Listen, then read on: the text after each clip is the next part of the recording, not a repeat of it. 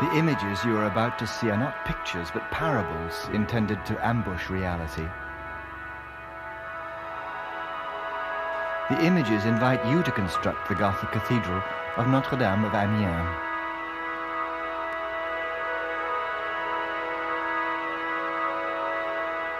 Its imaging of heaven, its location in time and in the earthly city, its design in the measure of man and heaven, its construction, its structural behavior and fragility, and the power of its forms and spaces, revealed through the metaphor of Daedalus's flight.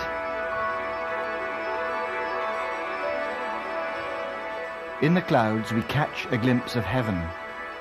The celestial city is superimposed upon the earthly city, Roman Amiens. We see the grid system of the Roman city, the late Roman city wall, and the anticipation of the Gothic cathedral. The late Roman city turns into the medieval city with its industrial northern suburb enclosed inside 12th century walls.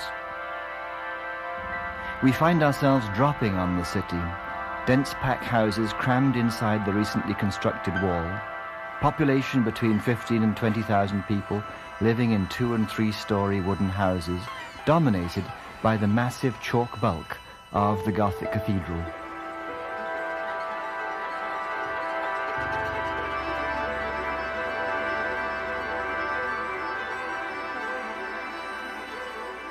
As we skim over the rooftops, the cathedral turns to reveal itself. First the west facade, and then the southern flank.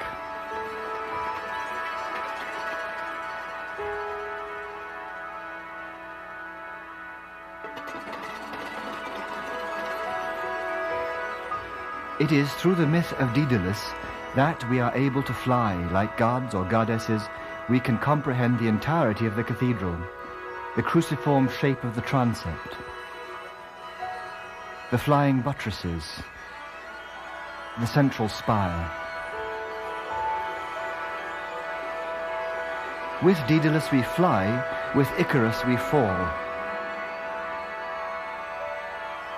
Through the nave roof and vaults,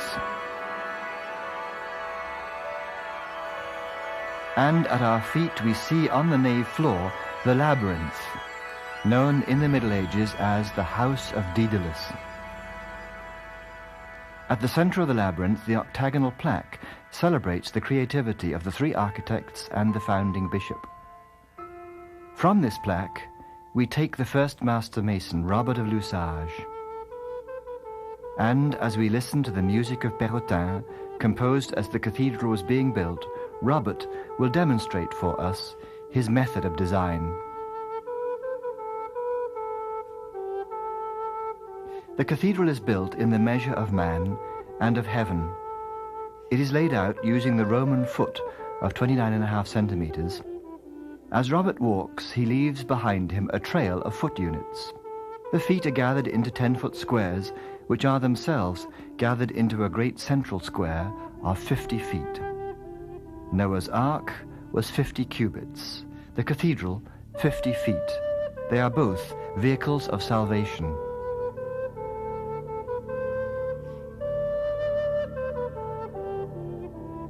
The square turns into a space matrix, and the 4 crossing piers are located. The span of the aisle is created by means of a golden section. The square is halved, the diagonal of the half square is rotated, giving us a 5-to-3 relationship, 50 to 30 feet. The image turns gold to indicate the golden section.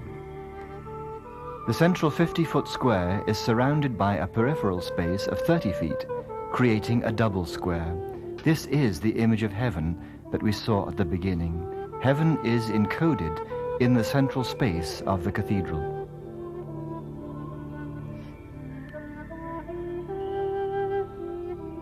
The spaces of the cathedral are unfolded outward from the great central square using dynamic geometry. First come the transept arms, rotating outwards like windscreen wipers.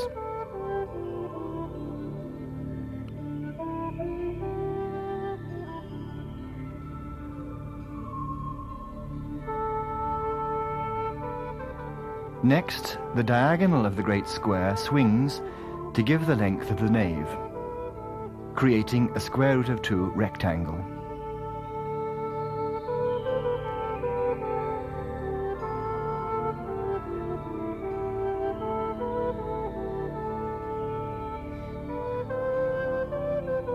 The half diagonal gives the length of the choir, creating the great cruciform shape.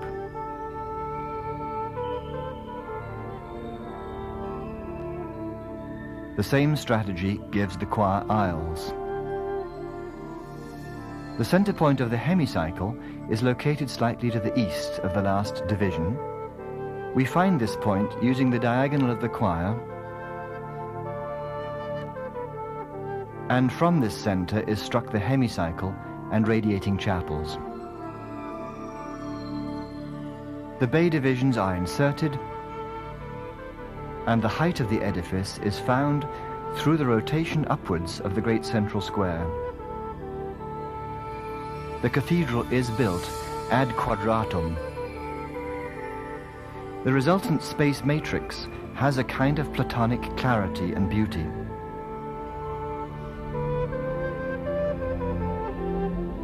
This was the vision of the cathedral entertained by Robert of Lussage and the clergy at the start of work in 1220. However, 50 years of construction, of push and shove, separated the vision from its final realization. We will now watch the cathedral going up. Work began along the southern flank of the nave with the west facade. The north nave aisle follows a little later.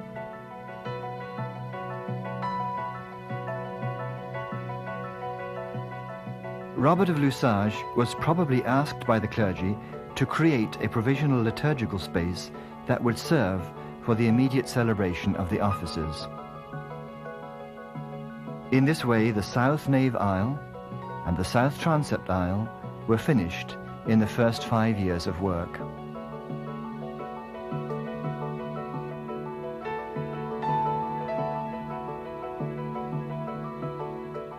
With the north nave aisle completed soon afterwards, probably around 1230, Robert of Lussage died and was succeeded by his former collaborator, Thomas of Caumont.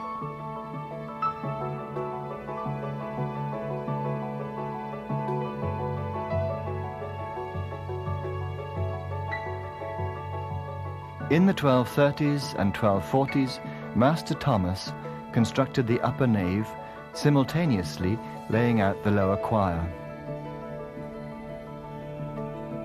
Bells were hanging in the southwest tower by 1243.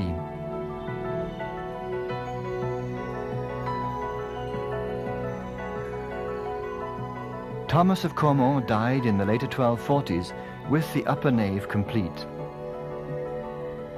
He was succeeded by his son, Renaud of Caumont, who in the 1250s and 1260s constructed the upper transept and choir. Renaud changed his father's forms, introducing a different type of triforium and a different flying buttress. The choir flyers are placed too high and are too light to be effective. Renaud thus becomes a type of Icarus, a disobedient son, destabilizing the authority of his father's structural system. The upper choir was finished towards 1269. The flying buttresses built by Renaud of Caumont are ineffective. They are placed too high in relation to the main vaults. In the late Middle Ages, the main supports buckled. The flyers were dislocated. The cathedral was saved through the insertion of an additional flyer placed underneath the original support.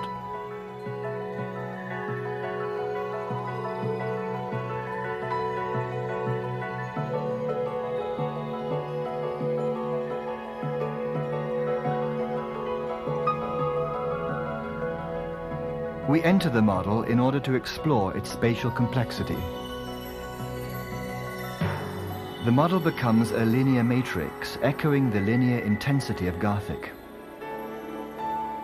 We move down the south nave aisle into the crossing space, sensing the diagonal expansiveness of the crossing area.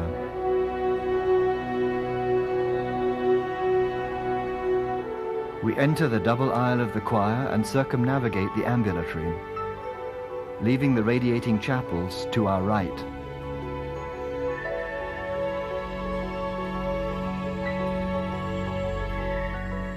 We return along the choir north aisle, back through the crossing space into the nave.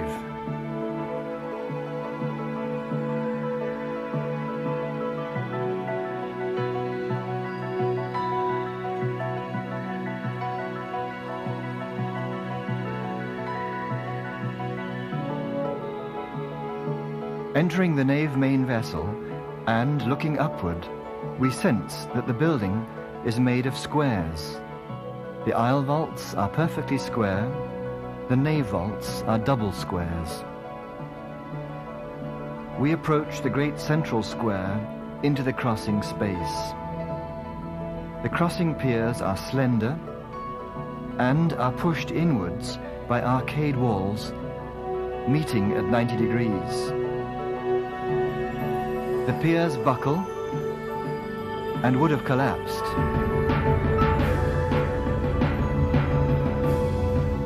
The collapse was averted in the late Middle Ages through the addition of a massive iron chain that pegs the piers in place.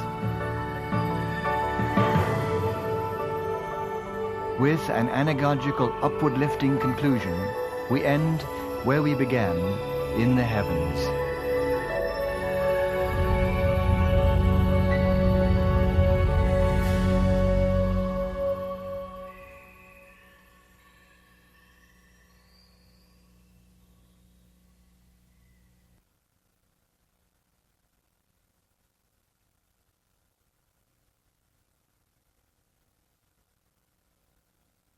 20 years ago, we started talking about developing a video program on the basis of art humanities. The idea was that there was an audience out there waiting for it. I mean, just as we would put together a course, we would be able to send our best instructors, as it were, over the networks, through the wires and so forth. That has now developed, I think, much more actively, much more dynamically into what we're doing now.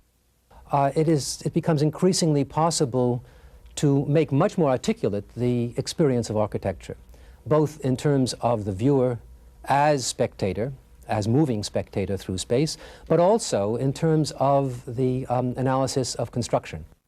Intellectually, it will be a means, I hope, that a department that prides itself on being one of the best, or perhaps the very best art history departments in the United States, can begin to project itself into a much wider community.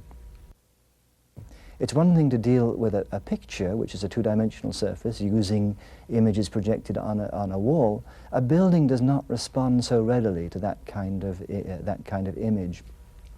Intellectually, the subject of my current book and my current research really has to do with the process of becoming and the process of change, the phenomenon by which one thing becomes another. Yes, the kind of partnerships that one finds within the framework of a project like this are rewarding, amusing, entertaining, wonderful.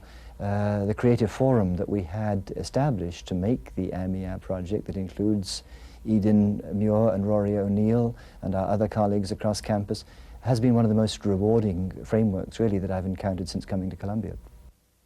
Of the different types of projects that are going on at Columbia right now, the Amiens Cathedral project was one that has really planted a flag on top of a mountain and has demonstrated that not only is the cooperation between departments potentially a wonderful thing, but more generally that these technologies are not just things that should remain in the sphere of the film industry or specialty industries, but can come to bear on a wide variety of fields and show a big promise for the future of education, where telecommunications and electronic distribution of these materials becomes important and essential, actually, and that if you take something like art history, which you don't normally associate with special effects and high tech, and mix it with this, there's the possibility that it will bring this type of information to a very large audience in a fun and easy to understand way, and that this could be happening in all departments.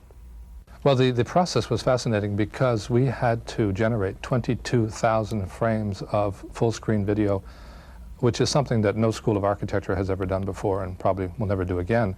It was a remarkable experience. First of all, we had to do the brunt of the rendering, which is the really difficult task. After final exams were passed and final reviews were over, it meant basically taking over every machine in the building, putting it toward this task, as well as engaging in collaborative arrangements with the School of Engineering to get their large machines rendering for us overnight. So for a period of several weeks, we had every Silicon Graphics station on campus working for us, including the 2 giant supercomputers at engineering. So literally what was happening was every day we were going downtown on the subway several times with a very large hard drive containing 4 gigabytes of high-resolution images, and these were being dumped to tape. Well, the Amiens project has been a test bed for us in order to experiment with new imaging techniques, with producing video on a great cathedral, to animate that cathedral with soft image, an advanced animation package, to create moving images, because we've never had moving images in the classroom before at Columbia in teaching art history. And we found that that is particularly effective in bringing three-dimensional objects like a great cathedral across to students, many of whom probably have never seen a cathedral like Amiens before.